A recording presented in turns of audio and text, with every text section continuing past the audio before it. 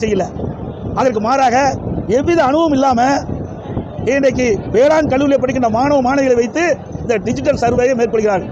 இப்படி அனுபவம் இல்லாமல் எந்தவித ஒரு அனுபவம் இல்லாத இந்த வேளாண் கல்லூரியில் படிக்கின்ற மாணவ மாணவிகளை வைத்து இந்த டிஜிட்டல் சர்வே எப்படி செய்ய முடியும்? இதற்கு மத்திய அரசு ஒரு நிதியும் கொடுக்கின்றது.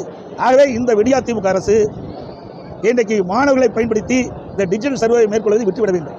ஏனென்றால் இந்த டிஜிட்டல் சர்வே மேற்கொள்கின்ற பொழுது ஒரு மாணவி சங்கரி இன்றைக்கு செங்க வட்டத்தில் இன்றைக்கு பாம்பு கடிச்சிருக்கு, விஷ பாம்பு கடிச்சிருக்கு.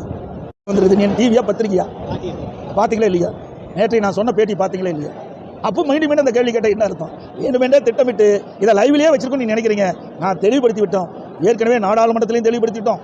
அடுத்து வருகின்ற சட்டமன்ற தேர்தலையும் பாரதிய ஜனதா கட்சியோட கூட்டணியிலிருந்து தெளிவுபடுத்திட்டோம். அதை தவிர்த்து தான் நாங்கள் பேசிட்டு இருக்கிறோம்.